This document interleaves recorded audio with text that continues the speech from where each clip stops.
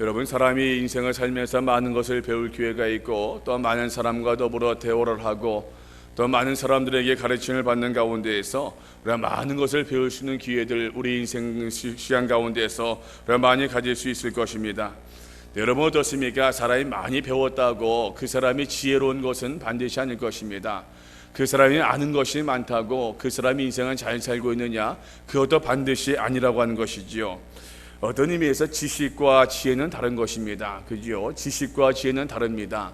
지식이 지혜로 변화될 수 있어야 될 것입니다.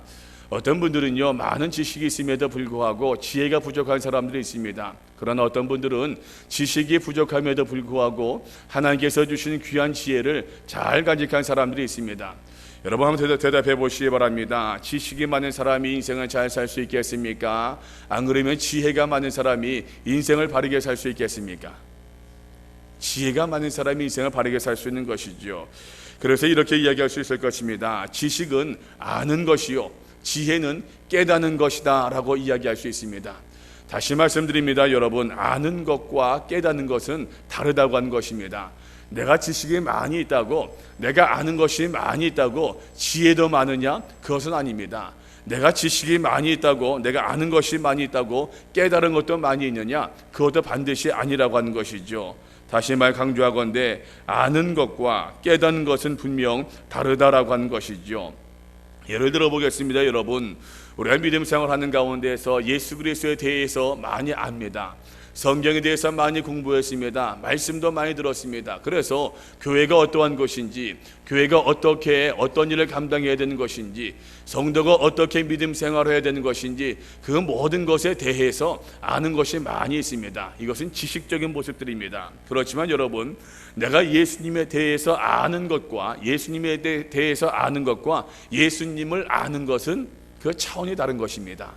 예수님에 대해서 안다고 하는 것은 지식적으로 아는 것이요, 예수님을 안다고 하는 것은 글쎄요, 지혜적으로 아는 것이다라고 이야기해도 틀림이 아닐 것입니다. 우리가 흔히 말하고 있는 은혜도 마찬가지죠. 여러분, 우리가 은혜를 받기를 원하지 않습니까? 은혜 가운데 생활기를 소원하고 있지 않습니까? 은혜 가운데 우리의 모든 삶을 꾸려가기를 우리가 간절히 기도하고 있지 않습니까?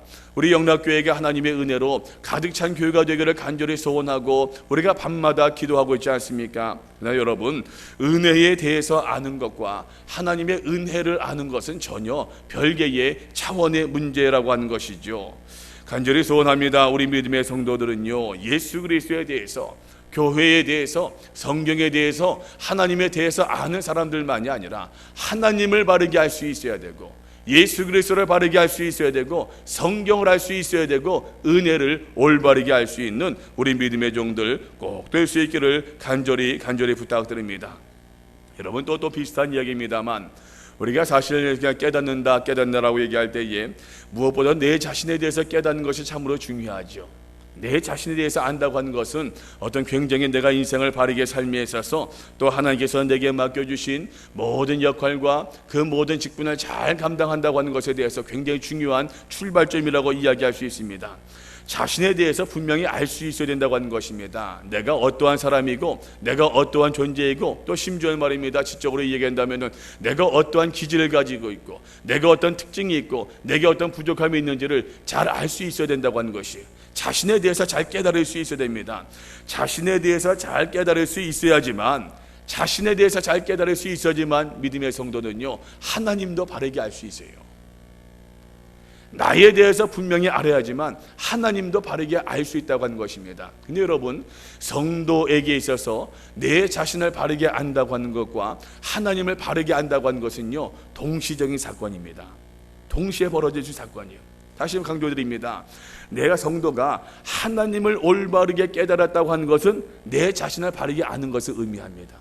성도가 내 자신의 본분과 내 자신의 처지, 내 모든 것을 바르게 깨달았다고 하는 것은 하나님을 또한 올바르게 알게 되었음을 의미하고 있는 것입니다. 그런데 이것은 말입니다, 우리가 글쎄요, 어느 한순간에 갑자기 깨닫게 되는 것이에요. 우리가 믿음 생활도 열심히 하고, 하나님의 말씀에 대해서 열심히 공부하고, 주의 말씀도 많이 듣고, 기도도 열심히 하고 막 하는데 내가 도무지 변화된 것 같지 않아요. 내가 새로워진 것 같지 않습니다. 그렇지만 그럼에도 불구하고 기도하고 또 기도하고, 그럼에도 불구하고 예배하고 또 예배하고, 그럼에도 불구하고 말씀을 대하고 또 대하며 나갈 때에 어느 순간에선가 아하, 내가 이러한 존재였구나. 내 죄성을 깨닫는다고요. 내 부족함을 깨닫게 되어져요.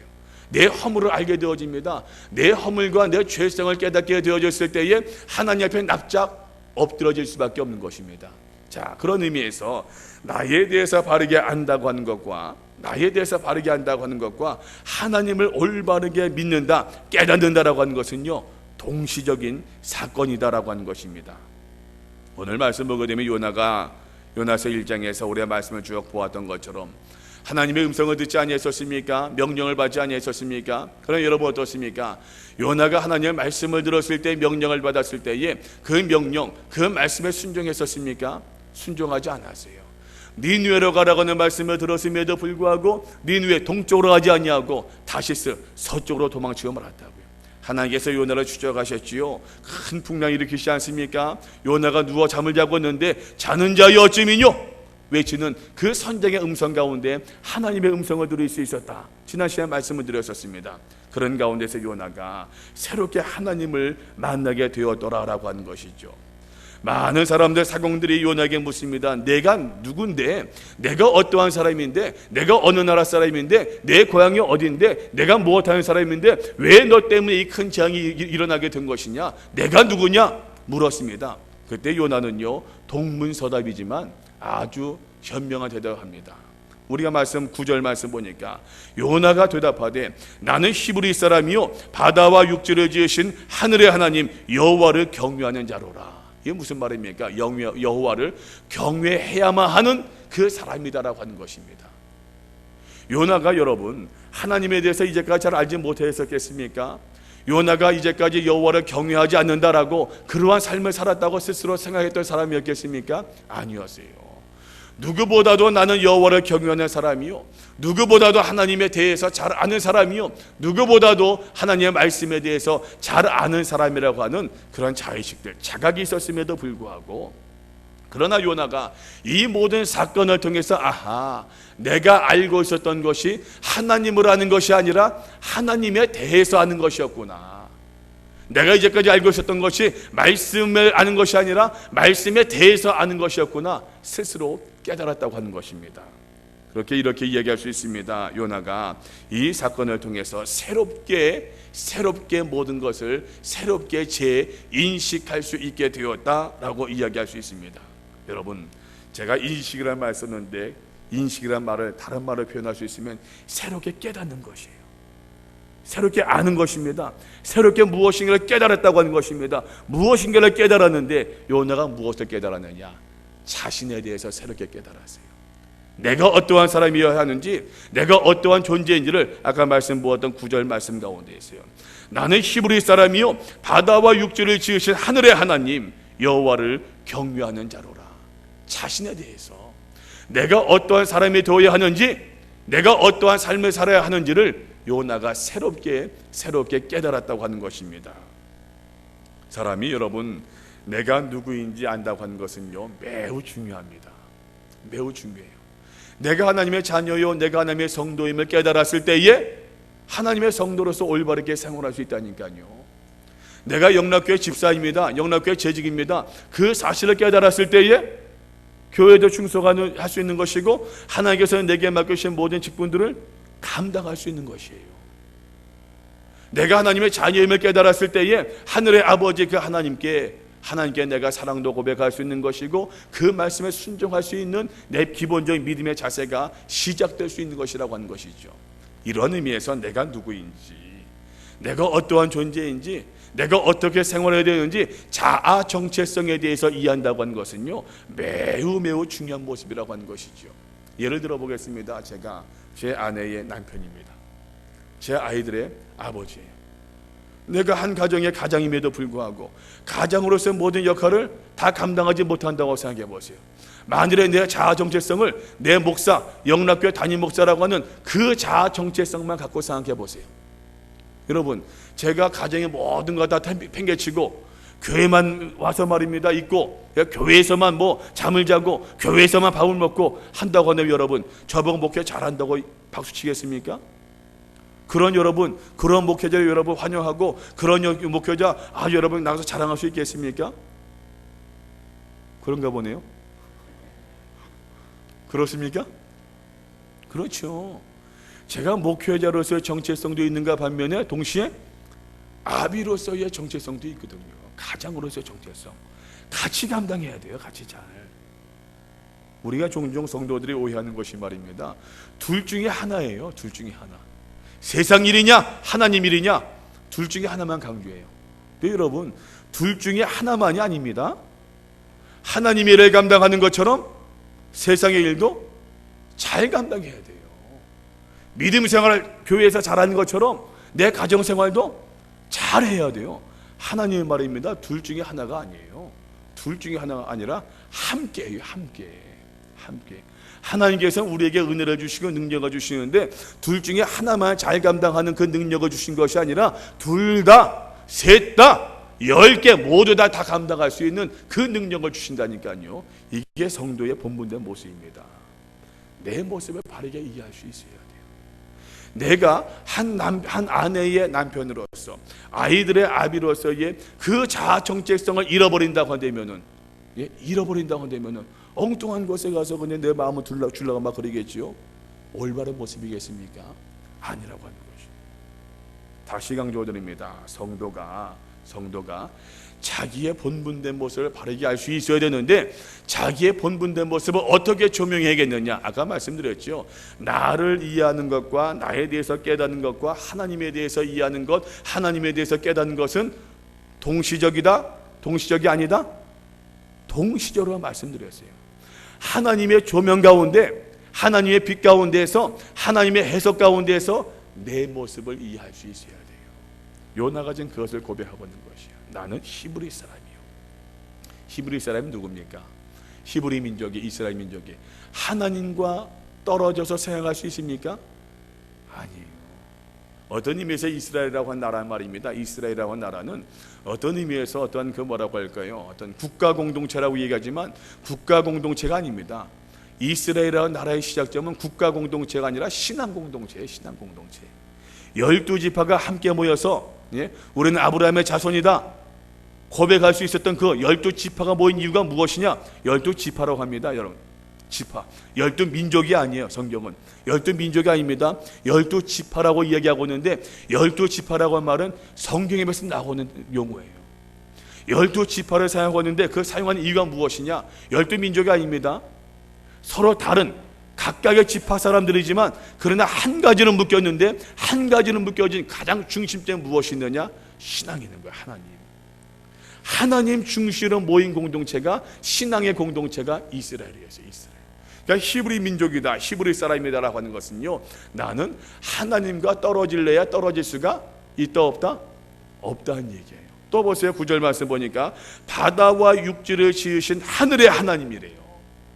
천지의 모든 만물을 창조하신 그 하나님, 모든 것을 조성하신 그 하나님, 그 하나님을 고백하되 창조주 하나님으로 고백하고 있는 것입니다. 또 고백하는데 그 하나님을 어떻게 해요? 경외해야 할 존재이다. 경외하는 자로라 고백하고 있는 것입니다. 다시 강조드립니다. 요나가 이러한 사실을 몰랐겠습니까? 내가 어떠한 사람이요 하나님이 누구신지 창조주이신지 그걸 전혀 몰라서 말입니다. 또 새롭게 지금 고백하는 것이겠습니까? 아니에요. 이미 귀에 인이 박히도록 많이 들었음에도 불구하고, 내 마음에 새기도록 많이 들었음에도 불구하고 이 사건을 통해서 하나님에 대해서 알고 있었던 그 요나가 하나님을 새롭게 지금 만난 것입니다. 다시 강조드리는데 성도는요, 하나님을 늘 새롭게 만날 수 있어야 돼요. 하나님을 만나야 내가 깨지는 법입니다. 하나님을 만나야 내가 은혜 받을 수 있는 법이에요. 하나님을 만나야 기도의 문이 열립니다. 하나님을 만나야 내 삶이 새로워질 수 있기 때문인 것입니다. 오늘 요나가 아주 귀한 고백을 하고 있지요. 9절 말씀 다시 한번 보세요. 바다와 육지를 지으신 하늘의 하나님 여호와를 고백합니다. 창세기 1장 1절은 뭐라고 시작되고 있습니까? 태초에 하나님이 천지를 창조하셨도다 이야기합니다. 태초에 하나님이 천지를 창조하셨대. 성경의 대선언입니다, 여러분. 언제 창조하셨는지, 어떻게 창조하셨는지, 무엇을 가지고 창조하셨는지 뭐 과학적으로 세세하게 설명되어 있지는 않지만, 그러나 천지의 모든 만물을 하나님께서 창조하셨다. 이것은요, 신앙의 시작점이에요. 시작점. 창조주 하나님이라고 하는 것은요, 우리 신앙의 시작점입니다. 여러분 보세요. 하나님을 가리켜서 창조주 하나님으로 고백한다고 하는 것은요, 나를 어떠한 존재로 고백하는 의미가 있습니까? 나를 피조물로 고백하는 의미예요. 그죠? 하나님께서 천지의 모든 만물을 다 창조하셨어요. 내가 포함됩니까? 포함되지 않습니까? 포함되는 것이에요. 곧 이 말은 창조주 하나님을 고백한다고 하는 것은 하나님께서 나를 창조하셨고 나도 창조하셨고 하나님께서 내 인생의 내 삶의 모든 주권자가 여호와이심을 고백하는 같은 의미의 말씀이라고 하는 것이죠. 지금 요나가 하나님을 가리켜서 창조주 하나님으로 새롭게 고백하고 있는 것이에요. 하나님을 새롭게 만나고 있는 것입니다. 하나님을 창조주로 고백하는 가운데 그 하나님을 나의 창조주로, 내 인생의 주인으로 요나가 고백하고 있는 것이죠. 여러분, 다시 강조드립니다. 하나님을 창조주로 인식한다고 하는 것은요, 나를 또한 올바르게 이해함을 의미한답니다. 내가 하나님의 피조물인데, 내가 하나님 앞에 섰을 때는 우리의 무엇을 발견하게 되어집니까? 내 죄를 발견할 수밖에 없는 것이. 내 죄를. 여러분, 내가 정말로 기도하는 가운데 은혜를 받았어 봐요. 내가 말씀 공부하는 가운데 정말로 큰 은혜를 받았어 봅니다. 은혜를 받게 되면 여러분, 내가 교만한 마음이 듭니까? 내가 그 은혜 앞에서는 내가 작아지거든요. 내가 작아져요.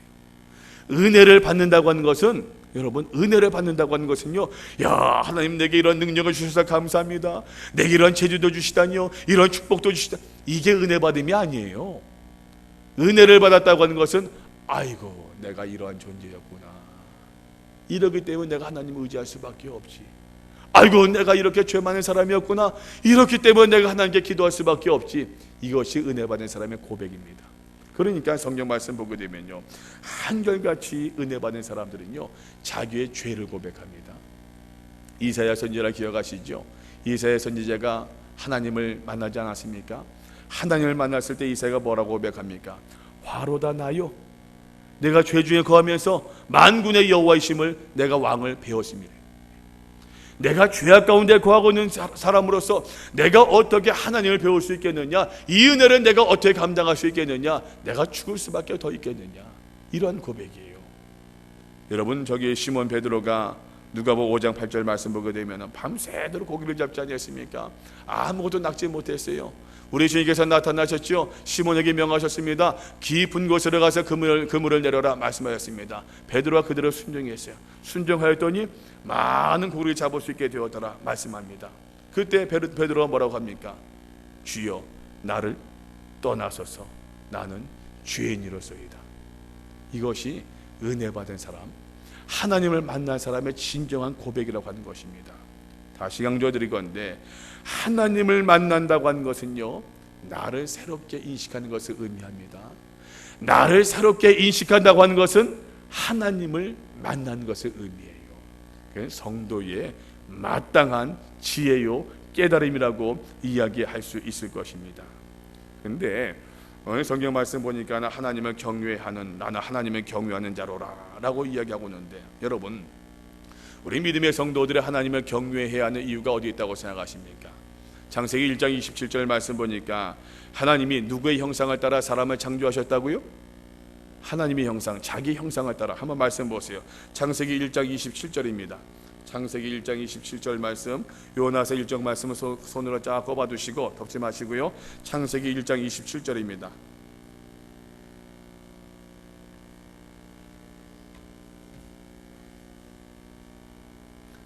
창세기 어딘지 모르십니까? 1장 27절 말씀, 다 함께 시작.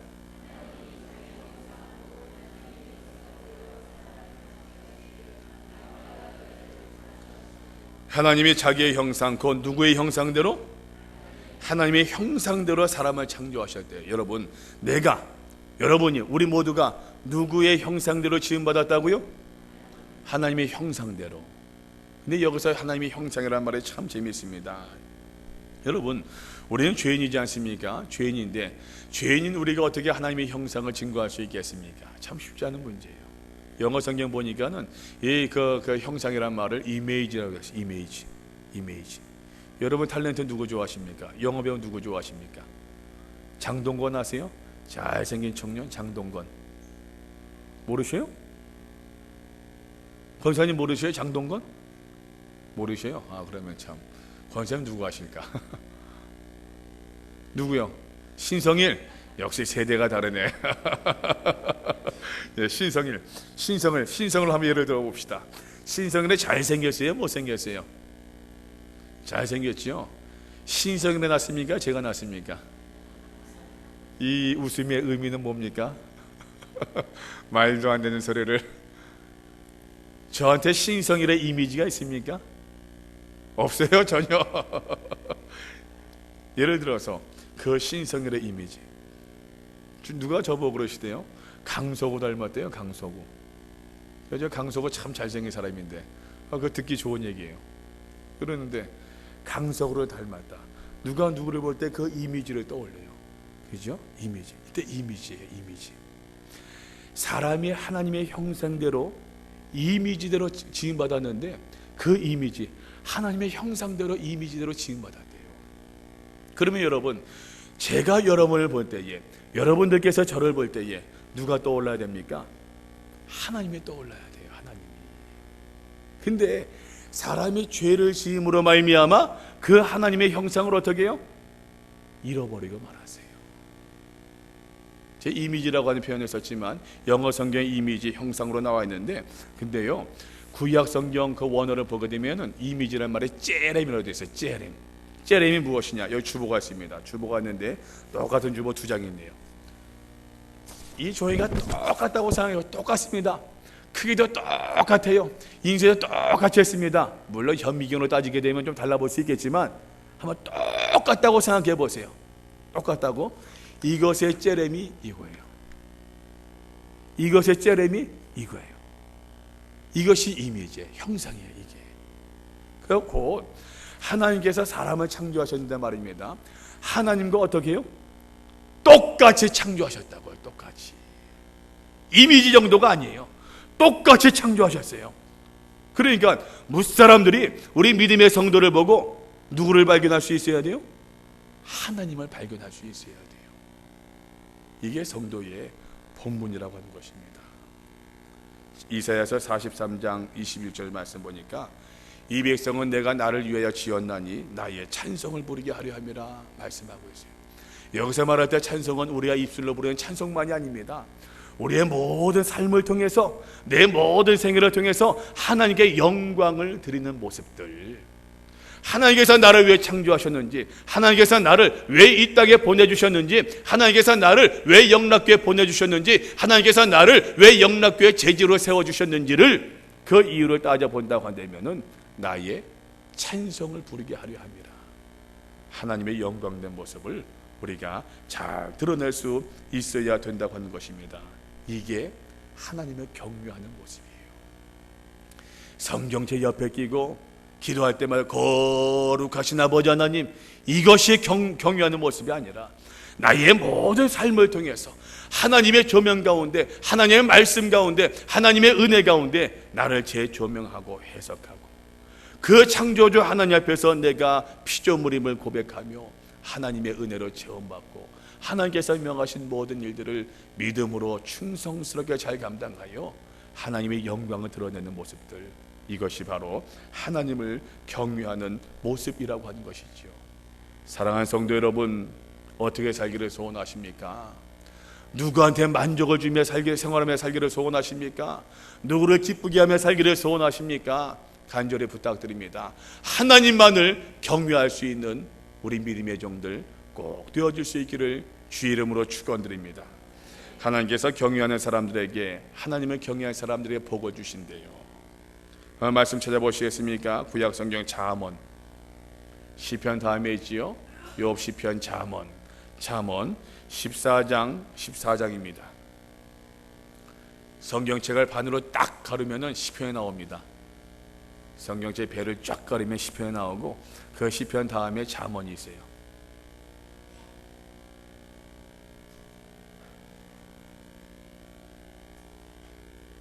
잠언 14장. 성경에서 가장 두꺼운 장이 어딘지 아세요? 성경에서 가장 두꺼운 장. 예? 시편. 두꺼운 장. 성경에서 가장 두꺼운 장. 모르세요? 아니, 이야, 참. 다시 성경에서 가장 두꺼운 장. 장로님, 성경에서 가장 두꺼운 장. 겉장이 제일 두꺼워요. 겉장이 제일 두껍습니다. 겉장. 잠언 14장 26절과 27절 말씀. 다 함께 시작.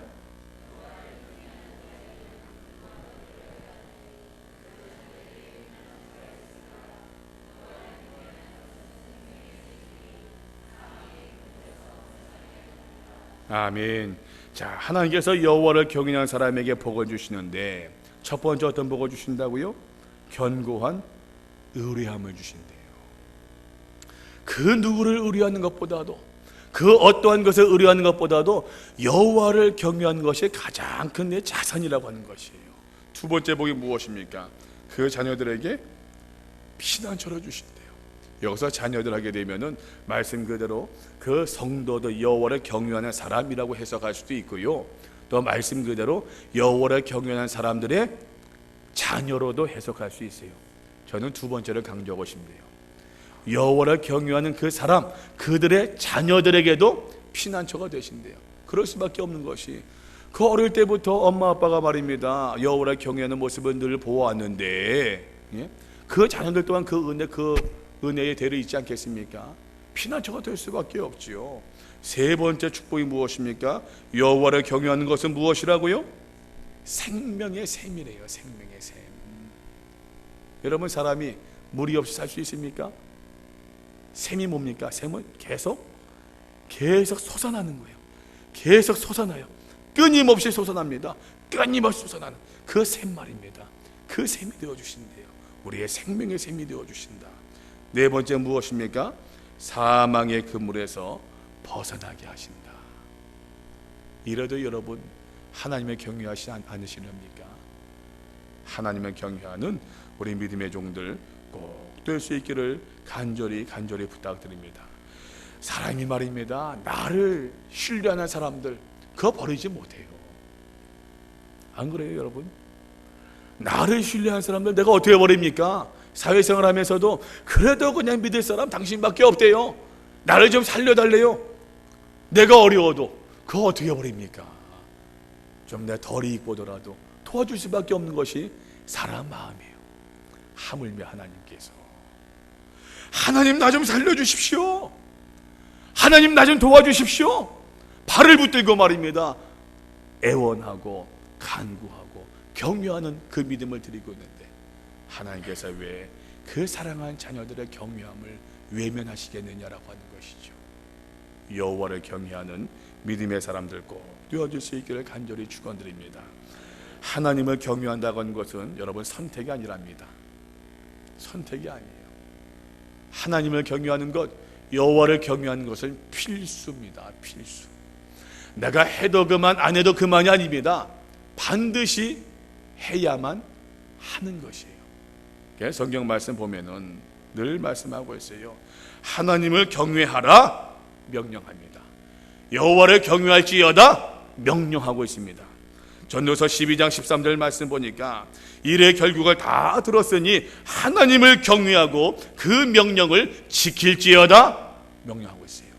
하나님을 경외하래요. 주의 말씀을 지키라고 합니다.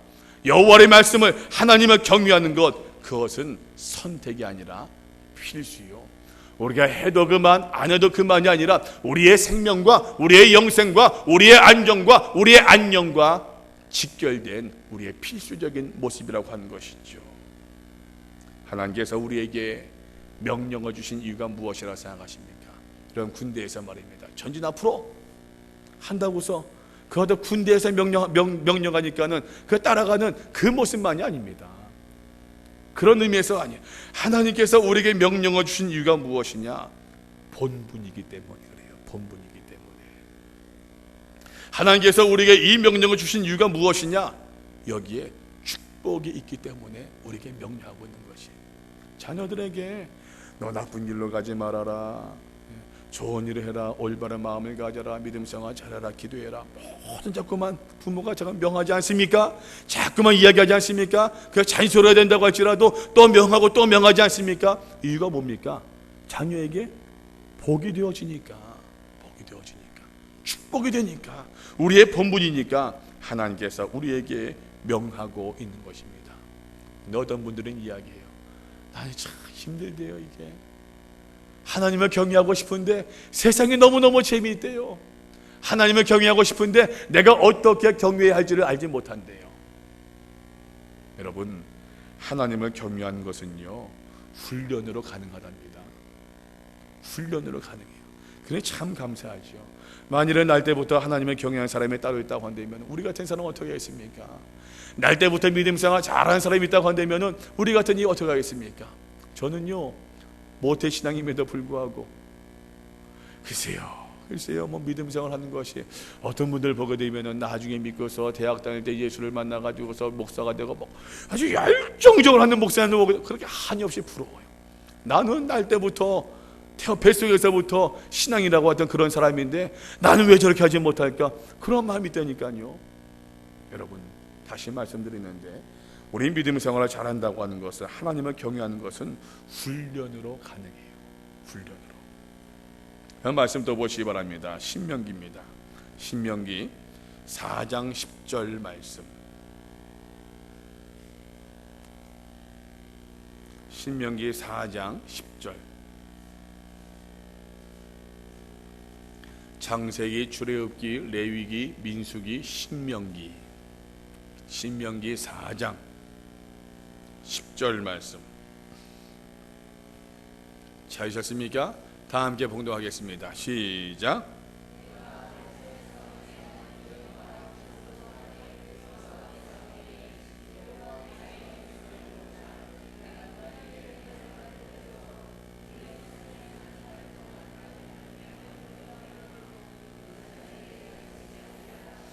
아멘. 저는 개역 성경으로 있습니다. 다시 한번 봉독할까요? 서로가 조금 잘 맞지 않네요. 읽으시는 것이. 다시 한번 4장 10절 말씀 봉독합니다. 저는 개역 성경으로 읽겠습니다. 내가 호렙산에서 내 하나님 여호와 앞에 섰던 날에 여호와께서 내게 이르시기를 나를 위하여 백성을 모으라. 내가 그들에게 내 말을 들려서 그들로 세상에 사는 날 동안 나 경외함을 배우게 하며 그 자녀에게 가르치게 하려 하노라 하시매. 아멘. 이 말씀 가운데 세 가지 주요 동사가 있는데요, 이 동사 한번 동그라미 쳐보시기 바랍니다. 첫 번째는요, 내 말을 들려서, 들린다, 들려준다, 그 말에 한번 동그라미 쳐보세요. 첫 번째는 들려서, 듣는 것입니다. hear, 듣는 것이에요. 여러분, 우리가 어떻게 훈련을 받아야겠느냐? 내가 하나님을 잘 믿어야 되는데, 내가 믿음 생활 잘해야 되는데 내가 어떻게 훈련받을 수 있겠느냐? 첫 번째는요, 잘 듣는 것입니다. 잘 들을 수 있어야 돼요. 여러분, 믿음 생활 속에서는요, 무엇보다 잘 들어야 돼요. 경청해야 돼요. 경청. 내 마음을 두고 듣는 것을 의미합니다. 잘 듣는 것, 이것이 믿음 생활의 첫 번째 단계예요. 내가 말씀 가운데, 예배 가운데 말씀 잘 주목하지 않냐고, 예배에 주목하지 않냐고, 나 혼자서 무슨 뭐 인터넷 설교를 잘 듣는다? 또 무슨 뭐 성경 말씀 나 혼자서 공부한다? 천만에요. 그건 나중 단계예요. 첫 번째는요, 잘 들어야 돼요. To hear. 잘 들어야 돼요. 먼저. 두 번째 단계는 무엇이냐? 두 번째 동그란 칠 단어는요, 내 말을 들려서 그들로 세상 사는 날 동안 나 경외함을 어떻게 해요? 배우게 하며. 두 번째는 배우는 단계입니다. learning. 잘 배워야 돼요. 잘 듣고 들은 다음에 배우는 것이에요. 들은 다음에 배우는 것이에요. 듣지 않고 배울 수 있다고 생각하십니까? 현대야 뭐 그런 기회가 많이 있으니까. 듣지 않고 배우는 사람들 치고 글쎄요, 그 신앙이 교회 안에서 믿음을 잘 자라는 사람들 별로 보질 못했어요. 먼저 잘 들어야 돼요. 그리고 잘 배워야 돼요. 그리고 잘 배우는 것이 훈련의 두 번째 단계입니다. 첫 번째 단계 무엇이라고요? 잘 듣는 것. 두 번째 무엇입니까? 잘 배우는 것이에요. 잘 배우는 것. 근데 듣는다라고 할 때는 말입니다. 듣는다고 하는 것은요, 내가 귀로만 듣는 것이 아니라 이것은 내가 순종하는 것도 같이 의미가 있어요. 너 말 잘 들어야지 이야기하지 않습니까? 너 내 말 잘 순종해야지, 그런 의미가 있는 것처럼 순종의 의미가 있어요. 배운다라고 하는 것은 말입니다. 이것은 단련하는 것의 의미가 있습니다. 반복하는 의미가 있는 것입니다. 배울 수 있어야 돼요. 세 번째 단계가 무엇이냐? 그 자녀에게 어떻게 해요? 가르친다. 뒤지. 가르칠 수 있어야 돼요. 가서 전할 수 있어야 된다는 얘기입니다. 내가 배우고 내가 듣고 내가 배운 것들, 내가 습득한 것들을, 내가 훈련받은 것들을 가서 전할 수 있어야 된다고 하는 것이에요. 이것은 훈련의 단계입니다. 여러분, 하나님을 경외하는 것이 훈련으로 가능하다니까요. 믿음 생활하는 것이 훈련 받아야 된다니까요. 잘 훈련 받을 수 있어야 돼요. 근데 고린도후서 7장 1절에서 신약성경 말입니다. 보다 실제적으로 우리의 실생활에 적용해서 말씀하고 있답니다. 고린도후서 7장 1절 말씀 보니까, 그런즉 사랑하는 자들아, 이 약속을 가진 우리가 하나님을 두려워하는 가운데에서 거룩함을 온전히 이루어 육과 영의 온갖 더러운 것에서 자신을 깨끗게 하자라고 이야기하고 있어요. 첫 번째는 온전히 이루어, 두 번째 깨끗게 하자. 이것이 배움의 목적입니다. 온전히 배우고 온전히 가르치고 온전히 듣고 온전함을 이룰 수 있어야 돼요. 그리고 우리의 실생활, 우리의 모든 마음과 우리의 모든 생활을 깨끗게 할 수 있어야 된다라고 하는 것입니다. 신앙생활에서 여러분, 훈련의 중요성은 아무리 강조해도 지나치지 않습니다. 날 때부터 기도 잘하는 사람이 있습니까? 날 때부터 찬송 잘하는 사람이 있습니까? 뭐 있긴 있대요. 그런 사람들, 노래하는 사람들은 날 때부터 좋은 성대 가지고 뭐 그런 사람이 있긴 있어요. 그렇지만 그 사람들도 말입니다, 훈련받지 않았다고 한다면은 그렇게 잘할 수 있었겠습니까? 아니에요. 날 때부터 뭐 운동 잘하는 사람이 있습니까? 아무리 운동 잘한다고 그건 재능이 있다고 할지라도 훈련받지 않고 가능하겠습니까? 훈련이 필요해요. 신앙도 훈련이 필요합니다. 예배도 훈련이 필요합니다. 기도도 훈련이 필요해요. 말씀을 듣는 것도, 말씀을 읽는 것도 훈련이 필요한 법입니다. 다시 강조드립니다. 여러분, 우리가 훈련, 배운다고 하는 것은요, 아는 것만이 목적이 아니에요. 암만이. 교육의 목표가 무엇이냐, 훈련의 목표가 무엇이냐, 적어도 기독교 성경에서 훈련의 목표가, 교육의 목표가 무엇이냐, 알미 아니에요. 삶입니다. 삶. 변화. 알미의 변화가 아니라 삶의 변화예요. 좀 모자라도 괜찮아요. 좀 이해하지 못해도 괜찮습니다. 좀 이해하지 못해도 어쨌든 간에 예수의 은혜로 말미암아, 예수의 보혈로 인해서 내 삶이 변화되어지면은 하나님께서는 이것을 귀하게 보신다니까요. 요나가 변화되고 있는 것입니다. 다시 강조드립니다. 요나가 알지 못했었습니까? 하나님의 말씀에 대해서 깨닫지 못했었습니까? 요나가 하나님을 알지 못했었습니까? 전혀 아니었어요. 다 알고 어떤 의미에서 다 마스터했다고 자부했던 사람이었지만, 그러나 이 사건을 통해서 요나가 하나님을 새롭게 만나고, 이 사건을 통해서 요나가 자신을 새롭게 조명할 수 있는 깨달음을 얻게 되었다고 하는 것입니다. 그리고 요나가 고백합니다.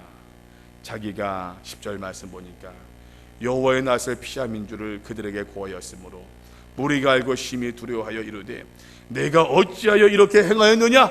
사람들이 추궁하지요. 어찌하여 이렇게 행했느냐? 우리가 어떻게 해야겠느냐? 어떻게 하면 이 바다가 잔잔하겠느냐? 12절 말씀 보니까 그가 대답하되, 나를 들어 바다에 던지라. 그리하면 바다가 너희를 위하여 잔잔하리라. 너희가 이 큰 폭풍을 만난 것이 나 때문인 줄을 내가 아노라. 고백해요. 여러분, 이 얼마나 위대한 고백입니까?